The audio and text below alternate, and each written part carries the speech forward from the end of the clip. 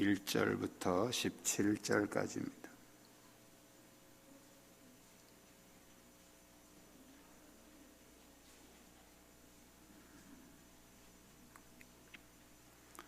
요한복음 13장 1절부터 17절까지 한 절씩 교독하겠습니다. 6월절 전에 예수께서 자기가 세상을 떠나 아버지께로 돌아가실 때가 이른 줄 아시고 세상의 사람들을 사랑하시되 끝까지 사랑하시니라. 마귀가 벌써 시몬의 아들 가룟 유다의 마음에 예수를 팔려는 생각을 넣었더라.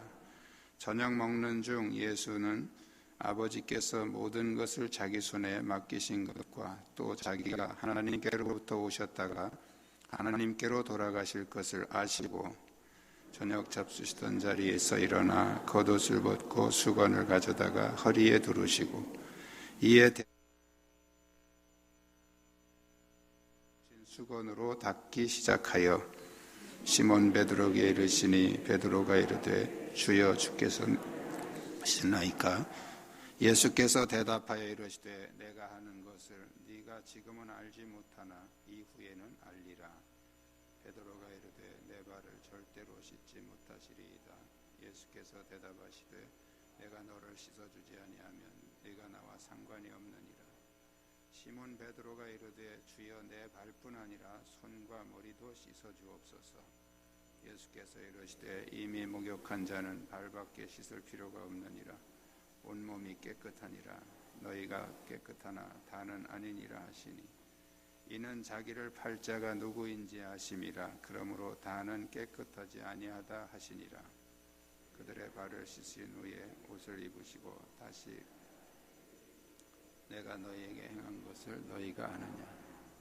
너희가 나를 선생이라 또는 주라 하니 너희 말이 옳도다. 내가 그러하다. 내가 주와 또는 선생이 되어 너희 발을 씻었으니 너희도 서로 발을 씻어주는 것이 옳으니라. 내가 너희에게 행한 것 같이 너희도 행하게 하려 하여 본을 보였노라. 내가 진실로 진실로 너희에게 이르노니 종이 주인보다 크지 못하고 보냄을 받은 자가 보낸 자보다 크지 못하노니 너희가 이것을 알고 행하면 복이 있으리라. 아멘. 우리 주위에 있는 분들과 서로 눈인사 하시겠습니다.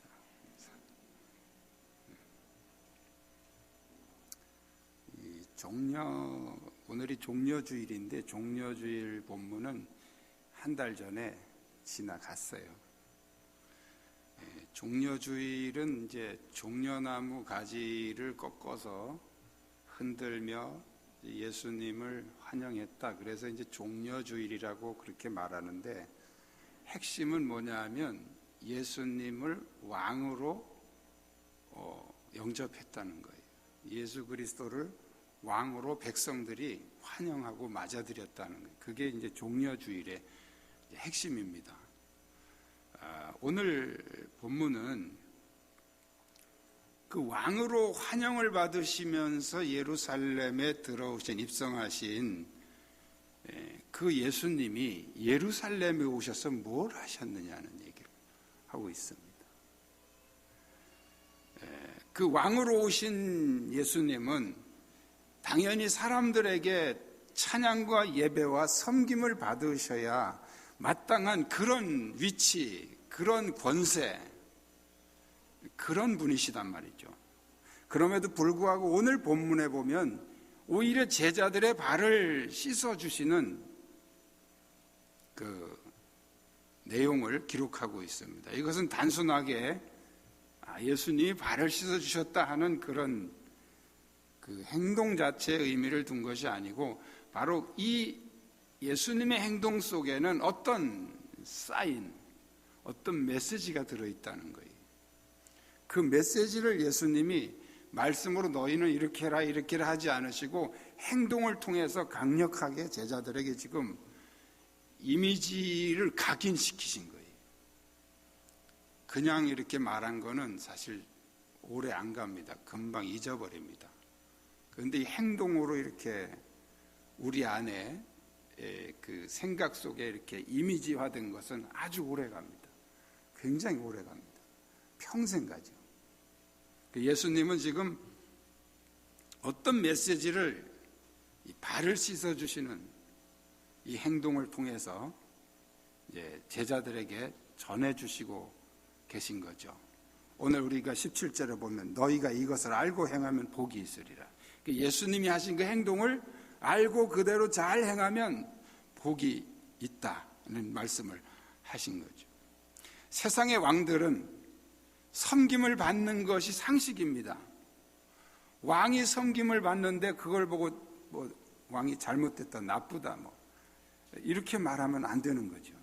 그건 당연한 것이고 상식적인 것이죠. 그렇다면 하늘의 왕이신 그 그리스도께서 오셔서 사람들에게 칭찬과 영광과 그리고 섬김을 받으시는 것은 상식이란 말이에요. 그런데 그 하늘의 왕이신 그리스도께서 오히려 지금 역으로 제자들을 섬기고 계신 이 모습이 바로 오늘 예수님이 우리에게 무엇을 말씀하시려고 하신 것인가? 그 예수님이 우리에게 전해주고 싶으신 그 예수님의 그 정신, 그 사상, 그 핵심, 그 복음이 무엇인가?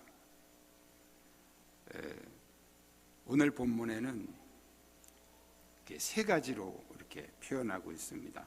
첫째는 이제 사랑입니다. 사랑. 그러니까 그리스도의 그 사랑의 정신으로 섬겨라 하는 메시지를 지금 우리에게 전해주고 계신 겁니다. 1절에 보니까 유월절 전에 예수께서 자기가 세상을 떠나 아버지께로 돌아가실 때가 이른 줄 아시고 세상에 있는 자기 사람들을 사랑하시되 끝까지 사랑하시니라. 여기 자기 사람들, 세상에 있는 자기 사람들, 그 예수님의 사람들, 누굴 말하는 걸까요? 제자들, 12제자뿐 아니라 그 예수님을 따라다니던, 예수님을 지지하는 요즘 말로 하면 팬클럽이죠. 팬클럽. 예수님을 지지하는 그 모든 사람들, 그들에게, 그러나 핵심은 지금 12제자예요. 12제자. 자기 사람들을 사랑하시되 끝까지 사랑하시니라.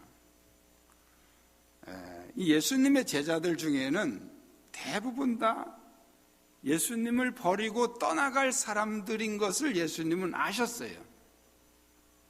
그 12제자들이 내가 십자가를 지는 자리까지 끝까지 따라올 거라는 거 예수님은 기대도 안 하셨어요.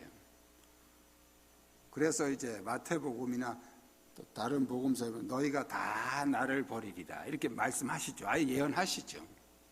예수님 다 하신 거예요. 그럼에도 불구하고 나를 버리고 다 도망갈 이 사람들을 예수님은 끝까지 사랑하셨다는 거예요. 여기 끝까지라고 하는 이 표현을 왜 요한이 굳이 사용하고 있을까요? 바로 다 버리고 도망갈 그 배신자들, 그 제자들을 지금 염두에 두고 이 끝까지라는 단어를 대입시키고 있는 거죠. 다시 말씀드리면 다 버리고 도망갈 그런 사람들까지도 예수님은 끝까지 사랑하셨다는 거예요. 우리는 이 사랑의 정신을 가지고 섬기지 않으면 실족하기 쉽습니다. 이 사랑의 정신은 아무 대가도 요구하지 않는, 아무 대가도 기대하지 않는 그 사랑이죠. 이걸 우리가 이제 아가페 사랑이라고 합니다. 아가페 사랑. 우리가 왜 상처를 받습니까? 대가를 기대하면 상처를 받게 돼 있어요. 여러분이 이렇게 다니시다 보면 이렇게 길가에서 뭐 이런 시골은 없지만 서울 같은 데 가면 뭐 지하철역 그 주변이나 이런 데서 앉아서 이렇게 구걸하시는 분들이 있어요. 그런 분들에게 이렇게 뭐 동전이라도 아니면 뭐 1,000원짜리, 10,000원짜리라도 이렇게 도움을 줘 보신 분 계신가요? 여러분, 그런 분들 이렇게 도와주고서 상처받는 사람이 있어요? 아무도 없어요. 왜 그런지 아십니까? 기대를 안 하니까요. 내가 이걸 도와주면 저 사람이 언젠가 나한테 갚겠지, 이런 기대를 안 하니까 상처 안 받아요. 근데 왜 우리가 인간관계 속에서 누군가를 섬기고 왜 상처를 받느냐? 기대라니까 그래, 기대. 제자들이 다 도망갈 때 예수님이 상처 받으셨겠어요? 상처 안 받으셨죠. 왜? 기대를 안 했으니까요. 다 도망갈 거 알았어요. 얘들이 끝까지 나 십자가 질 때까지 내 곁에서 나를 지켜주고 나를 응원해주고 나에게 힘이 돼주겠지, 이런 기대를 했으면 예수님이 상처를 받으시는데 아예 기대를 안 했어요. 그럼에도 불구하고 끝까지 사랑하셨다는, 이게 아가페 사랑입니다.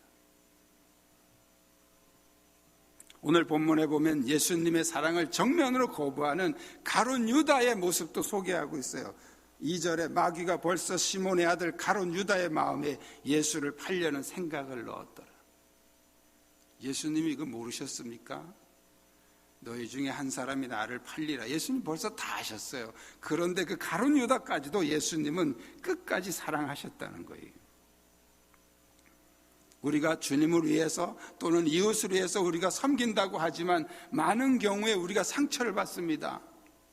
예수님, 내가 주님을 위해서 이렇게 열심히 했는데 왜 나한테 안 주십니까? 기대를 하니까요. 기대를 하니까 상처를 받는 거예요.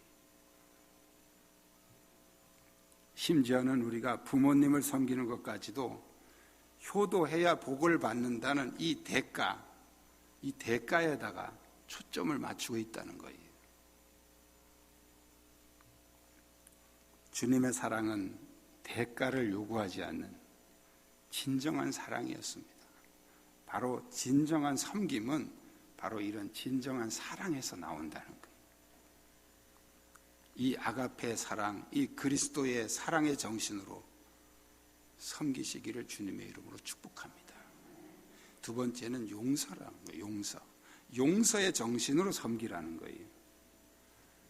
오늘 본문에 이어서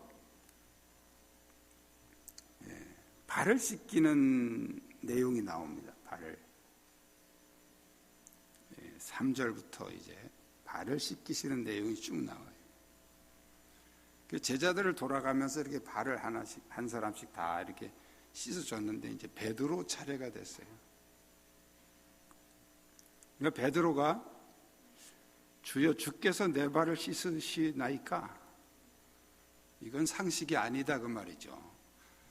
제가 주님의 발을 씻어드리는 게 이게 상식이지, 주님이 제 발을 씻어주는 게 어디 있습니까? 예수님이 내가 하는 것을 네가 지금은 알지 못하나 이후에는 알리라. 그러니까 베드로가 내 발을 절대로 씻지 못하리이다. 내 발을 절대로 씻지 못합니다. 이건 말도 안 됩니다. 그런 뜻이죠. 그러니까 예수님이 내가 너를 씻어주지 아니하면 네가 나와 상관이 없느니라. 내가 너를 씻어주지 않으면 넌 나하고 상관이 없어. 나하고 관계가 없는 사람이야. 그랬더니 베드로가 또 주여, 내 발뿐 아니라 손과 머리도 씻어주옵소서. 언제는 절대로 못 씻는다고 그러더니 또 갑자기 또 마음이 변해가지고 손과 머리도 다 씻어주세요. 그럼 다 씻어주세요. 이렇게. 이런 사람 있죠? 뭔가 남보다 좀 튀려고 그러는 사람. 남들하고 같은 수준에서 놀기 싫어하는 사람. 그러니까 이제 발뿐 아니라 손과 머리도 다 씻어주세요. 손과 머리도 다 씻어달라는 것은 전신을 다 씻어달라는 거죠. 그랬더니 예수님이 이미 목욕한 자는 발밖에 씻을 필요가 없느니라. 온몸이 깨끗하니라. 이 얘기는 지금 뭘 말하고 있는 것일까요? 용서에 관한 말씀을 지금 예수님이 이렇게 은유적으로 말씀하고 있는 겁니다. 내가 너를 씻기지 아니하면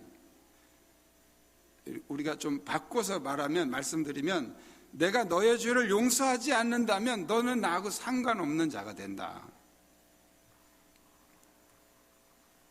그랬더니 베드로가 그러면 아예 다 그냥 목욕을 시켜주세요 이렇게 얘기를 하니까 그 다음에 예수님이 또 말씀하십니다.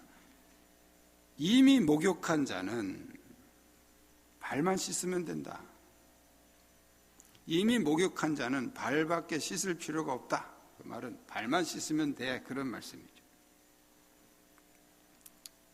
이 목욕한 자는 뭘 말하는 것일까요? 우리의 죄는 이제 신학적으로 말하면 원죄, 자범죄 이렇게 얘기를 합니다.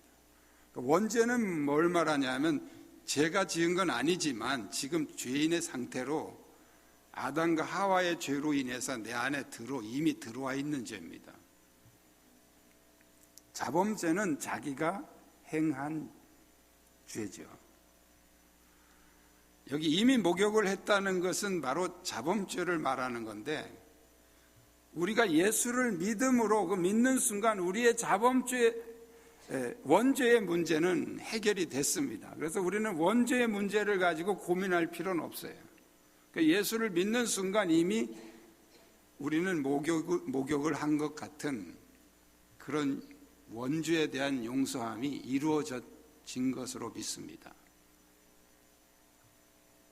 그럼 발은 뭘 말하는 거예요? 발은 그 사람의 어떤 행동, 행위 그걸 말하는 거죠. 자범죄, 자기가 스스로 행한 죄 그걸 발이라고 표현하고 있는 겁니다. 발을 씻는다는 말은 자범죄를 깨끗하게 사함을 받는다 이렇게 우리가 해석을 할 수 있죠. 그러니까 예수님이 이미 너희가 나를 믿음으로 원죄는 다 해결돼서 목욕한 것 같지만 그러나 내가 너에게 또 씻어줘야 될 부분이 있는데 너의 그 자범죄 너의 발을 내가 씻어줘야 되겠다.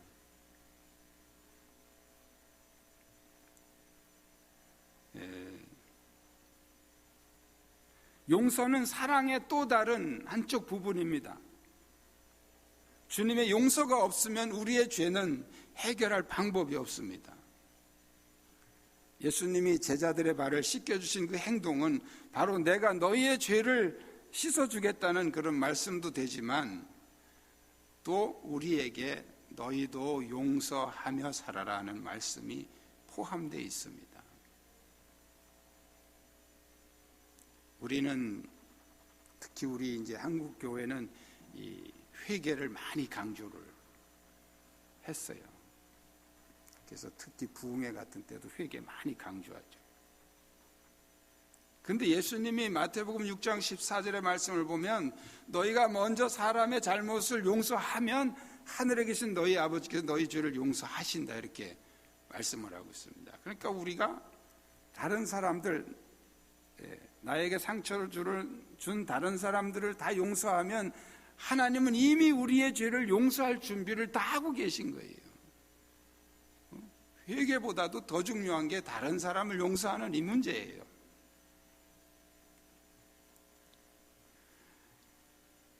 우리가 정말 다른 사람을 용서한다면 하나님이 우리를 용서하시는 것은 어떻게 보면 자동이에요, 자동. 용서의 정신으로 사시기를 축복합니다. 세 번째 문제는 겸손입니다. 겸손의 정신으로 살아라 그런 거죠. 12절로부터 17절에 있는 말씀이죠. 우리가 일반적으로 가지고 있는 개념은 종이 상전을 섬기고 종이 주인을 섬기고 또 제자가 스승을 섬기는 것이 일반 상식입니다. 그런데 예수님은 스승이 되셔서 제자를 씻기시고 주인의 입장에서 종을 씻어주시는 이 상식을 완전히 뒤엎으셨습니다. 그리고 뭐라고 말씀하십니까? 너희도 서로 발을 씻기는 것이 옳으니라 그랬어요.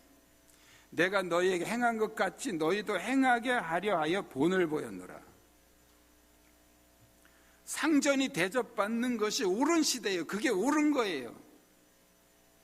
상전이 대접받는다고 누가 비난합니까? 종이 주인을 섬겼다고 누가 비난해요? 그게 옳은 거예요. 그런데 예수님은 이 상식을 확 뒤집어 놓으셨어요. 주인이 종을 섬기는 것이 옳다. 스승이 제자를 섬기는 것이 옳다. 이게 예수님 말씀이에요. 겸손은 자기를 낮추는 것입니다. 자기를 낮추는 건 쉬운 일이 아니에요. 우리는 가능한 자신을 돋보이려고 노력합니다. 없어도 있는 척, 몰라도 아는 척. 그래서 자기 PR 시대라고 자기 PR. 자기가 자기를 드러내고 자랑하고 막 광고하고. 그런데 주님은 스승이면서 제자들의 발을 씻기시는 이 겸손을 보여주셨습니다. 하나님이 인간이 되어 오셨다는 이것 자체만으로도 상상할 수 없는 겸손이 아니면 할 수 없는, 그런데 그 주님이 오셔서 발을 씻기셨다는 거예요. 예. 그래서 빌립보서 2장 5절로부터 8절에 너희 안에 이 마음을 품으라 하면서 예수님의 십자가 얘기를 하고 있어요. 십자가. 남을 섬긴다고 하는 것은 겸손하지 않으면 할 수 없는 거죠. 자기의 이익을 위해 사거나 어쩔 수 없어 한다면 그것은 섬겼다고 말할 수는 없습니다. 진정한 섬김은 예수님처럼 아무 대가도 바라지 않고 기대하지 않고 섬기는 것입니다. 이 겸손의 정신으로 섬기시기를 축복합니다. 우리는 똑같은 일을 하면서도 굴욕감을 느낄 수도 있고요. 또 스트레스를 받을 수도 있습니다. 그것은 그 중심에 어떤 사상과 어떤 생각을 가지고 하느냐에 달려 있습니다. 우리가 예수님의 사랑의 정신, 용서의 정신, 겸손의 정신을 가지고 우리가 섬긴다면 그 섬김 자체가 축복이 될 것이고 그 섬김 자체가 기쁨이 될 줄로 믿습니다. 이 믿음 우리 모두에게 넘치시기를 축복합니다. 기도하겠습니다. 오늘 주신 말씀 붙잡고 이 땅의 왕으로 오신 주님께서 또 주인으로 오신 주님께서 제자들의 발을 씻기시면서 주신 이 말씀이 오늘 우리 안에 그리스도의 사랑과 용서와 겸손의 정신으로 우리도 주님, 우리의 이웃을 섬기며 또 주님을 섬길 수 있는 믿음을 주옵소서. 우리 함께 통성으로 기도하겠습니다. 살아계시 역사하신 아버지, 오늘 종려주일에 왕으로 오신 그리스도께서 제자들을 향해서 하신 그 모든 행동과 그 말씀을 통해서 오늘 우리에게 그리스도의 정신을 배우게 하시니 감사합니다. 그리스도의 사랑과 그 아가페의 사랑과 그 한없는 용서와 그 한없는 겸손을 따라서 오늘 우리가 우리의 삶의 현장에서 그리스도의 정신으로 살게 하시고 예수님의 모습으로 살게 하여 주시옵소서. 우리 안에 예수님의 마음을 부어 주시옵소서. 우리 안에 예수님의 사랑과 예수님의 용서와 예수님의 겸손을 배우게 하여 주시옵소서.